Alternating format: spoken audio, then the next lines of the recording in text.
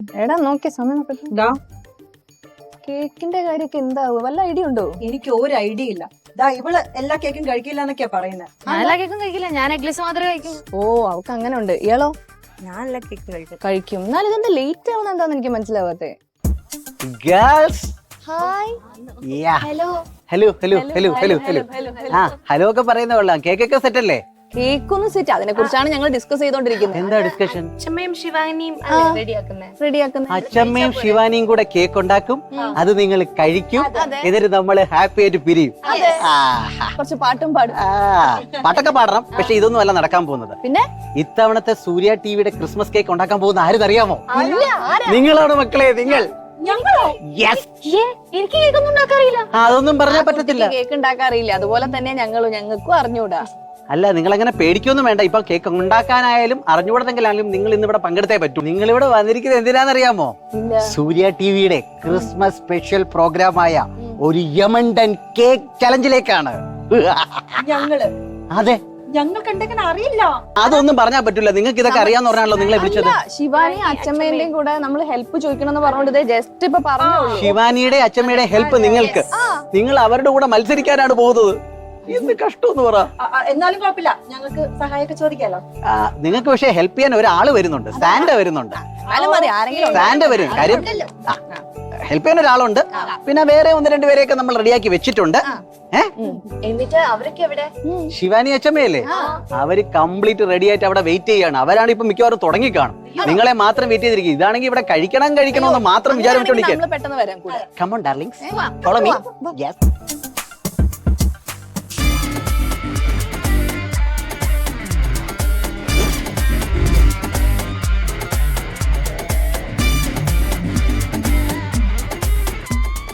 എല്ലാരും merry Christmas ഒക്കെ പറഞ്ഞ് കെട്ടിപ്പിടിച്ചൊക്കെ ചെയ്തല്ലോ അല്ലേ? എല്ലാം കഴിഞ്ഞല്ലോ. Very good. അത് ഇവിടെ ആവാം, ചെറുതായിട്ട് എന്ന് തോന്നുന്നു. അപ്പോ നമ്മൾ എല്ലാരും കൂടെ ഇവിടെ കൂടിയിരിക്കുന്നതെന്ന് പറഞ്ഞാൽ നമ്മുടെ പ്രിയപ്പെട്ട പ്രേക്ഷകർക്ക് ഒരു കിടിലം ക്രിസ്മസ് എക്സ്പീരിയൻസ് കൊടുക്കാനാണ്. ആ എക്സ്പീരിയൻസ് നമ്മളൊരു പേരിട്ടിട്ടുണ്ട്. ആ പേരെന്താണെന്ന് അറിയാമോ? സൂര്യ ടിവിയുടെ ക്രിസ്മസ് സ്പെഷ്യൽ പ്രോഗ്രാം ഒരു യമണ്ടൻ കേക്ക് ചലഞ്ച്. Very good. അപ്പോ നിങ്ങൾ എല്ലാരും നല്ല കുക്കുകളായിരിക്കാം, ആയിരിക്കില്ല അല്ലേ? പക്ഷെ ആയിരിക്കുമെന്ന് നമ്മളങ്ങ് വിശ്വസിപ്പിക്കുക പ്രേക്ഷകരെ. കാര്യം ഈ സിനിമ എന്ന് പറഞ്ഞ ലാലേട്ടൻ പറയുന്നല്ലോ, ഇതൊരു മേക്ക് ബിലീഫ് അല്ലേ? കേക്ക് ഉണ്ടാക്കുന്നതായിട്ട് നമ്മളങ്ങ് മേക്ക് ബിലീഫ് ചെയ്യിപ്പിച്ചാൽ മതി അല്ലേ? സംസ്കൃതി അല്ലല്ല, ഇതിനി തീവ്രമായ ഒരു മത്സരത്തിലേക്കാണ് നമ്മൾ കടക്കുന്നത്. കാര്യം ഓണമായാൽ മത്സരം എന്ന് പറയാൻ നമുക്ക് ഒരുപാട് സാധനമുണ്ട്. വള്ളംകളിയുണ്ട്. മത്സരമൊക്കെ ഓക്കെ, ഒന്നാമതേ കേക്ക് ഉണ്ടാക്കാൻ അറിയില്ല, ഒരു പിടി ഇല്ലാണ്ടാണ് ഇവിടെ നിക്കണേ. ഒരു വലിയ എന്താ പറയുക ലൈനപ്പ് ആണ് ഉള്ളത്. Chittilappally square wellness park event hub and restaurants സമ്മാനം. എലിമെന്റ്സ് ഓർഗാനിക് പ്രൊഡക്ട്സിന്റെ സമ്മാനം 2. മാക്കിറ്റോസിന്റെ സമ്മാനം 3. യൂട്ടൻസിൽ കുക്വേഴ്സിന്റെ സമ്മാനം. KP സ്പൈസസ് ഇടുക്കിയുടെ സമ്മാനം. കട്ടപ്പന. യെസ്. മേജർ ഫുഡ് പ്രൊഡക്ട്സിന്റെ സമ്മാനം 6. ആൻഡ് ആമിസ് ടീ. കളിച്ച കളിയല്ല ഒരു യമണ്ടൻ കേക്ക് ചലഞ്ച് എന്നുള്ളത് നിങ്ങൾക്ക് മനസ്സിലായിട്ടില്ലേ? ബാക്കിലിരിക്കുന്ന കാര്യങ്ങളെല്ലാം നമുക്ക് മനസ്സിലായല്ലേ? കേക്ക് പ്രോപ്പർട്ടീസ് നമുക്ക് മനസ്സിലായി. പക്ഷെ ഫ്രണ്ടിലിരിക്കുന്ന സംഭവങ്ങൾ എന്താന്ന് മനസ്സിലായില്ല. പാവയ്ക്ക, പച്ചമുളക്, ഉള്ളി, നാരങ്ങ. ആഹാ, ഇതൊന്നും എന്തിനാന്ന് മനസ്സിലായില്ലേ? ഇപ്പം ഇൻസ്റ്റാഗ്രാമിൽ ട്രെൻഡിങ് ആയി, അതായത് പൊതുവെ സോഷ്യൽ മീഡിയയിൽ ട്രെൻഡിങ് ആയിട്ടുള്ള കേക്കുകളിലൊക്കെ പാവയ്ക്കയും പുളിയുണ്ടയും പച്ചമുളക് നാരങ്ങ എല്ലാം ഉപയോഗിക്കുന്നുണ്ട്. എല്ലാം വേണം. കേൾക്കാകുമ്പോൾ നമുക്ക് ഒരു കുട്ടനാട മീൻകറി കഴിച്ചൊരു ഫീൽ വേണം. അല്ല, ഈ ചേട്ടന് കൊടുക്കാനുള്ള കേക്കില് നമ്മൾ ഇതൊക്കെ ഞങ്ങൾക്ക് ഉണ്ടാക്കുന്ന തരുന്ന കേക്കിന് ഇതെല്ലാം കൂടെ എന്തൊരു ബഹുമാനം. എന്നെ ഇതൊരു ആരും അങ്ങനെ പറഞ്ഞില്ല. താങ്കളൊക്കെ എടാ പോടാ ഇവിടെ ഓടാതൊക്കെ കേട്ടിട്ടുള്ളൂ. അപ്പം ഇനി എന്താ ചെയ്യേണ്ടതെന്ന് പറഞ്ഞാൽ അമ്പിയ ചേച്ചിയുടെ ഞാൻ സംസാരിക്കാം. ബാക്കി പിള്ളേരൊക്കെ ഭയങ്കര ബഹളവാ. ചേച്ചി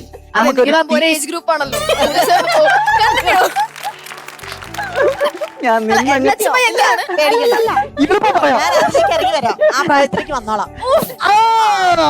അടിപൊളി.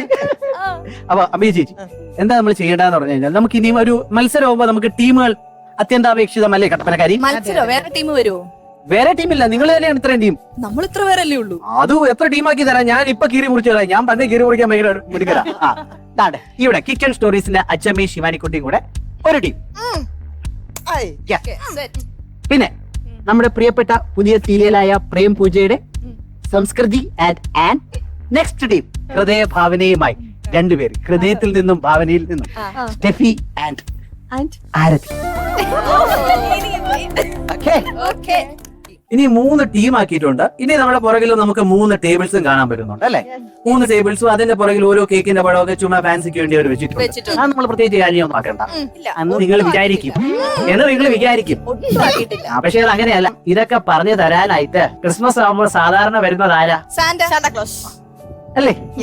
അപ്പൊ നിങ്ങൾ ഇതുവരെ എന്താ സാന്റയെ പറ്റി ഒരു അക്ഷരം ചോദിക്കാത്തത്? ശരി, അപ്പൊ നമുക്ക് നമ്മുടെ പ്രിയപ്പെട്ട സാന്റയെ നമുക്ക് ഇങ്ങോട്ട് വിളിക്കാം. സാന്റ വരുമ്പോ ഉറപ്പായിട്ടും കുറെ ഗിഫ്റ്റ് ഒക്കെ കൊണ്ടേ വരും അല്ലേ? അപ്പൊ നമുക്ക് എല്ലാവർക്കും കൂടെ ചേർന്ന് ഉറച്ചു വിളിക്കാം സാന്റ. അതിന് ചുമ്മാന്ന് വിളിച്ചാ എങ്ങനെ വിളിക്കും? സാന്റെ വാക്ക് പറയാം. അങ്ങനെയൊക്കെ പറയാം. ഒരു രസത്തിന്, ഒരു ഓളത്തിന് പറയണം കേട്ടാ.